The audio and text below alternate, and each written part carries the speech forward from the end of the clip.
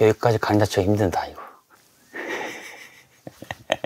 이 힘들겠네. 이 손을 써야 돼서 이 자체만으로 힘듭니다. 다 찍을까요? 이 정도? 네, 그럼 너무 일이 커져.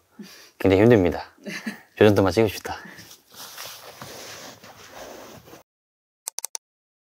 안녕하세요, 장기남입니다. 오늘은 남편이 살림을 해야 되는 이유 15가지를 말씀드리려고 합니다.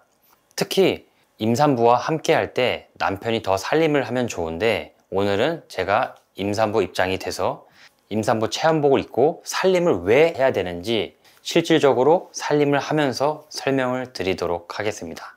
일단 체험복 입어보도록 하겠습니다.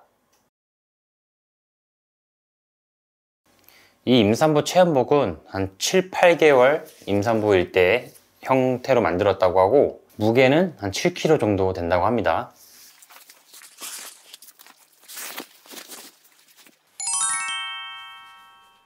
일단 체험복은 다 입었고요.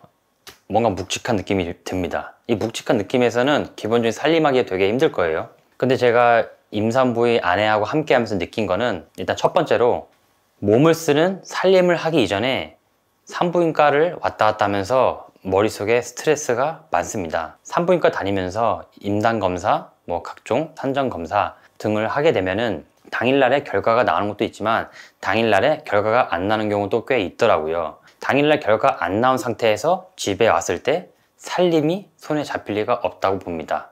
남편도 그럴 수 있지만 아내만큼은 아니라고 생각되기에 살림이 손에 안 잡힌 아내를 위해서 남편이 살림을 하면 좋다고 봅니다. 그리고 보통 살림이라 하면은 주방에서 가장 많이 하는데, 우리 와이프만 그런지 모르겠지만 주방 살림을 굉장히 어려워했습니다. 주방에는 음식을 만들고 음식물 쓰레기도 있고 밥도 하다 보니까 각종 냄새가 다양하게 진동하는데, 냄새에 예민해서 그런지 주방 살림 하기가 어려워서 아내는 주방에 오는 시간이 줄었어요. 그래서 제가 주방 살림을 많이 하게 됐고, 냄새에 예민해지고 입덧으로 인해서 주방에 오기 힘들기 때문에 남편이 주방에 오는 시간을 늘릴 필요가 있습니다. 냄새에 예민하지 않고 입덧이 없는 경우도 있을 수 있어요. 그래도 남편이 살림을 하면 좋은 게, 이 신체 구조상 주방에서 하는 게 어려운 게 많습니다. 일단은 설거지를 하더라도 배가 나온 상태에서 불편합니다. 굉장히 물도 엄청 튀겠죠. 보통 우리가 주방 물품을 밑에서 꺼낼 때도 있는데, 이 상태에서 앉아서 꺼내는 것도 굉장히 불편하고, 위에 있는 걸 꺼낼 때도 키가 보통은 그리 크지 않기 때문에 굉장히 불편합니다. 무게가 더 나가기 때문에. 그렇다 보니까 내가 한 손으로 배에 받치고 한 손으로 꺼낼 수 있는데 좀 위험하죠. 그렇기 때문에 남편분이 주방에 오는 시간을 늘려야 됩니다. 여기서 조리할 때도 굉장히 불편합니다. 배가 나와 있기 때문에. 지금 제가 7개월 정도의 이 임신부 체험복을 입고 있지만, 더 만삭인 경우는 더 나올 수 있죠. 그만큼 더 불편하겠죠. 그걸 알고 계셔야 됩니다. 냄새에 예민해진다 했잖아요. 입덧을 해서 냄새에 예민해지는 경우도 있는데, 저희 와이프는 원래 냄새에 예민했어요. 근데 더 개코가 되더라고요. 그러니까 음식물 쓰레기가 더 불편하겠죠. 그래서 음식물 쓰레기는 임신 기간 때는 남편분이 버려주시는 게 좋습니다. 물론 집에서는 음식물 쓰레기 냄새가 덜 할 수도 있어요. 근데 음식물 쓰레기 통에 가면 굉장히 냄새가 심하죠. 특히 여름철에. 더더욱더 음식물 쓰레기는 남편이 버려주세요. 저도 그러고 있습니다.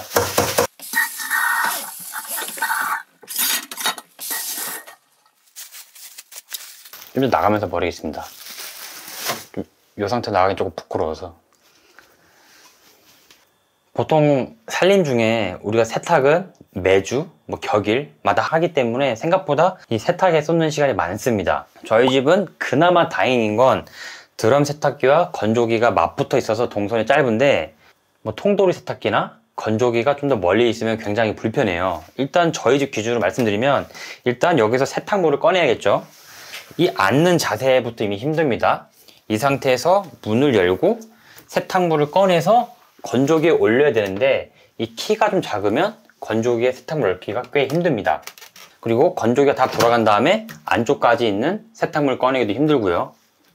그래서 이 세탁기와 건조기 관리가 임산부 입장에서 힘든데, 통돌이 세탁기를 쓰는 경우를 한 번 더 말씀드리면, 안쪽에 세탁물을 빼려면 배를 거의 세탁기에 가까이 붙여야 되는데 또 통돌 세탁기는 굉장히 깊어요.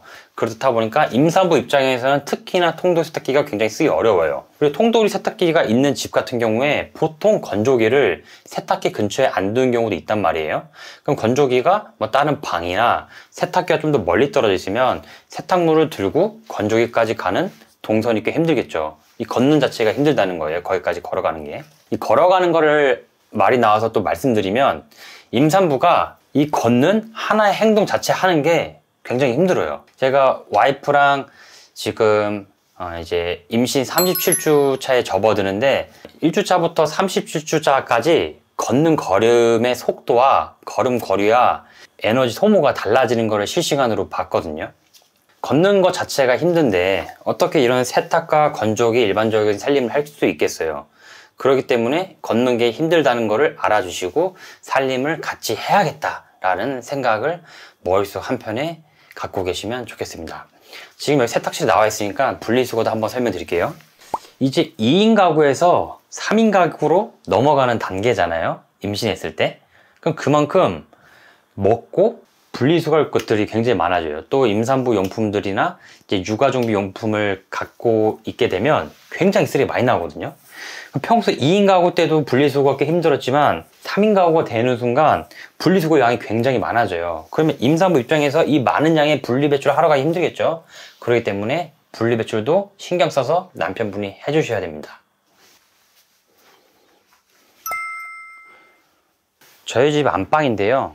이제 임산부와 나중에 육아하려면 이 침구로 관리를 잘 해야 되는데 침구로 관리를 해본 분들은 알지만 생각보다 이 침대 커버 벗기고 침대 커버를 씌우는 일이 쉽지가 않습니다. 제가 임신은 안 해봤지만 커버를 뭐 한 달에 한 번은 최소 갈고 있거든요. 그럼 이쪽 끝에 커버를 벗기는 것까진 괜찮은데 저 끝쪽에 커버를 벗기고 이제 세탁을 하고 씌우는 일이 보통 일이 아닙니다. 왜냐? 몸이 아래쪽으로 쏠리거든요. 그러니까 이런 침구류 관리가 힘들기 때문에 이것도 남편분이 해주셔야 됩니다. 임산부가 하기엔 굉장히 어려운 일일 거예요. 임산부가 자기가 굉장히 불편해요. 그렇기 때문에 이 바디필로우에 쉴 수 있는 시간을 많이 줘야겠죠. 그냥 가만히 있어도 걷기만 해도 손발이 부어요. 이거는 두 눈으로도 확인이 될 정도로 붓는데 그렇기 때문에 침대에서 뭐 바디필로우에 편히 쉴 수 있는 시간을 더 늘려줘야 돼요. 임산부가 수면의 질이 굉장히 떨어져요. 뭐 여러 가지 이유가 있는데 일단 이 뱃속의 아이가 가만히 있질 않습니다. 태동이 시도 때도 없이 있기 때문에 임산부 입장에서 새벽에 자다가도 태동에 의해서 깨기도 하고 또 이 방광이 압박되면서 소변을 보러 화장실을 자주 가게 되거든요. 그 두 가지 이유만으로도 굉장히 수면의 질이 떨어지겠죠. 제 아내는 가장 수면의 질이 떨어진 이유가 우측에서 좌측으로, 좌측에서 우측으로 몸을 움직일 때 굉장히 힘들어서 수면의 질이 떨어진다고 합니다. 이 무게가 굉장히 무겁나 봐요. 한번 해보겠습니다. 이 상태에서 반대로 돌릴 때 굉장히 힘들다고 합니다. 낮에 남편이 살림을 좀 더 많은 시간 써서 함으로써 아내가 편히 그 낮에 낮잠을 잘 수 있는 시간을 만들어주는 게 좋습니다. 지금 나름 바디필로우도 있고 한데 굉장히 불편하고 힘듭니다. 아내나 남편이나 육아용품을 처음 접하다 보니까 모든 게 새롭고 어렵단 말이에요. 그런데 보통 아내가 먼저 육아용품을 이것저것 많이 찾아봐요. 다 새 거로 사려고 하면은 생각보다 돈이 많이 들다 보니까 중고로 여러 가지 브랜드를 알아보는데 그게 생각보다 시간이 많이 들더라고요. 저희 집에 지금 가지고 있는 것도 중고로 뭐 다른 데 가서 당근으로 구매한 것도 있고 새 거로 산 것도 있는데 중고로 사오게 되면 그 중고 제품을 뭐 세척하고 뭐 관리하는 거를 남편이 그것만 해줘도 꽤 아내 입장에서는 큰 도움이 되지 않을까 싶습니다. 물론 육아용품을 같이 구매하고 사러 가는 것까지 해주면 더 좋지만 사정상 그게 안 된다면 아내가 사온 거를 세척하는 그런 살림 분야에서 해주시면 좋을 것 같습니다. 저희 집에서는 이 젖병 소독기를 예를 들자면 육아용품 매장에 가서 보기도 했어요. 새 제품을 보기도 했는데 30만 원 초중반이었는데 꽤 부담이 되는 금액이라서 중고로 알아보니까 10만 원 초반이 있더라고요. 그래서 10만 원 초반에 사서 안쪽, 바깥쪽 깨끗하게 세척을 했어요. 뭐 세척 같은 경우는 제 전문이니까 제가 열심히 했죠. 그래서 거의 깨끗하게 쓰려고 하고 있습니다. 젖병 소독기 외에도 여러 가지 제품이 있을 텐데 그런 거를 남편분이 같이 조립해 주시고 세척해 주시면 좋지 않을까 싶습니다. 임신을 하게 되면 생각보다 준비할 게 엄청 많거든요. 뭐 그 중에 하나 예를 들자면 뭐 태아보험 준비, 산후조리원 예약, 그리고 출산을 또 어디 병원에서 할지 등등 알아보고 예약해야 될 게 많아요. 근데 남편분이 먼저 신경 써서 같이 하게 된다면 더 좋겠지만 아내 입장에서 먼저 우선적으로 하는 경우가 꽤 많단 말이에요. 저 같은 경우도 산후조리원을 아내가 먼저 알아보기도 했지만 산후조리원을 고르고 직접 가는 거는 같이 했어요. 근데 그 외에 아내가 머릿속에 이런 걸 하나하나 신경 쓰고 있기 때문에 살림에 조금 더 시간을 들이고 집중해서 살림하기가 어렵단 말이에요. 그럼 이런 경우에 아내가 산후조리원하고 이것저것 알아보고 있으면 남편이 몸쓰는 살림을 해주면 서로 좀 조화롭게 살림을 할 수 있다고 봅니다. 저희 같은 경우는 그렇게 하니까 좀 더 조화롭게 예약할 거 예약하고 집안 전반적인 살림은 잘 이루어지더라고요. 지금 제가 이 테이블 의자에 앉아 있는데 원래 저희가 좌식 생활을 했어요. 근데 좌식 생활할 때는 임산부 입장에서 앉았다 일어나는 게 굉장히 힘들 거라서 좌식 테이블을 치우고 그나마 식탁을 놔뒀는데 이 의자도 굉장히 편해요. 근데 굉장히 편한 의자임에도 불구하고 이 임산부 체험복을 착용하고 앉고 일어나니까 굉장히 힘듭니다. 굉장히 편하고 꽤 높은 테이블임에도 불구하고 그렇다면 좌식 상태에서 앉았다 일어나면 더 힘들겠죠. 그건 좀 이따 느껴보겠습니다. 임산부는 보통 관절이 굉장히 약해지거든요. 근데 또 몸은 무겁잖아요. 그럼 이 상태에서 손을 안 쓰고 일어나기 쉽지 않습니다. 근데 임산부이기 전에는 뭐 손목을 받치고 일어나기도 했지만 지금 상태에서는 관절이 안 좋기 때문에 손바닥을 받치고 일어나는 것도 꽤 힘들어 하더라고요. 그래서 뭐 주먹으로도 하기도 하고 더 안 좋을 때는 팔꿈치를 받치고 일어난다고 하는데 저는 일단 손 받치고 일어나 보겠습니다. 그래도 꽤 힘들 것 같아요. 이런 하나의 행동이 힘든데 얼마나 살림이 힘들겠습니까? 심지어 관절에 뚝 소리가 났어. 그리고 제 다른 영상에도 늘 말하지만 저는 이 현관을 굉장히 중요시하거든요. 현관 바닥이 너저분하고 현관에 택배, 쓰레기가 쌓여있으면 들어오고 나갈 때 기분이 좋지가 않습니다. 저 같은 경우는 신발을 늘 신는 신발을 제외하고 신발장에 넣어 놓는 편인데 이 하나의 행동 자체가 임산부한테는 굉장히 힘들어 보이더라고요. 일단 앉아야겠죠. 근데 안 앉으면 허리를 숙일 수 있어요. 허리를 숙이고 신발을 잡을 수 있는데 허리가 굉장히 안 좋기 때문에 앉아야 되는데 이것도 굉장히 힘들 것 같아요. 그래서 여러모로 임산부 입장에서 이 신발 하나 짚는 행동 자체가 힘들다. 그러면 현관 정리도 남편이 출퇴근 전후로 해주는 게 좋습니다. 현관 바닥에 신발이 너저분하고 쓰레기가 너저분하면 임산부가 넘어질 가능성이 올라가겠죠. 살림해야 되는 이유를 제 생각만이 아닌 여러 육아 서적 책을 읽어보니까 육아 서적에도 남편이 살림에 쏟는 시간을 늘려야 된다고 꽤 권장하고 있어요. 제 영상으로 뭔가 남편분이 살림해야 될 이유는 알겠지만 가슴으로 느껴지지 않는다면 육아 관련 서적 한 권을 제대로 한번 읽어봤으면 합니다. 육아 관련 서적 제대로 한 권을 읽게 되면 아마 가슴으로 살림해야 될 마음이 느껴지리라고 생각합니다.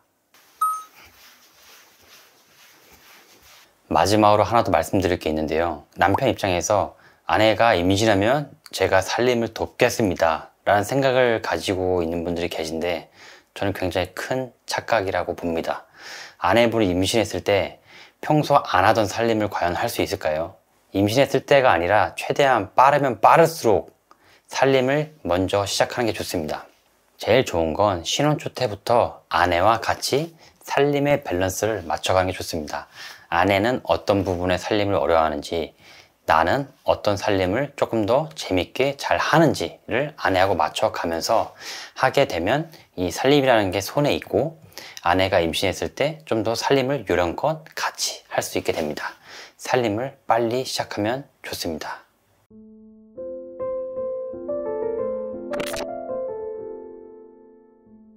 그리고 마지막으로 좀 부탁드릴 말씀이 하나 있습니다. 제가 임산부의 아내랑 산부인과를 대중교통으로 이제 왔다 갔다 할 때가 있어서 느낀 건데, 대중교통 임산부석을 생각보다 안 비켜주고 임산부가 아닌 분들이 앉아있는 경우가 꽤 많더라고요.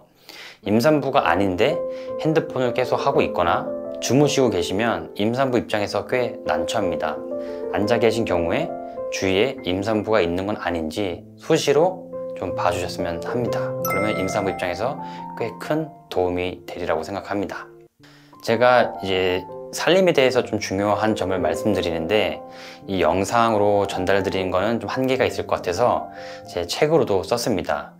남편뿐만 아니라 아내, 남녀노소 좀 도움이 될 만한 책을 썼기 때문에 살림에 관심 있는 분이라면 책 한번 읽어보시길 권해드립니다. 감사합니다.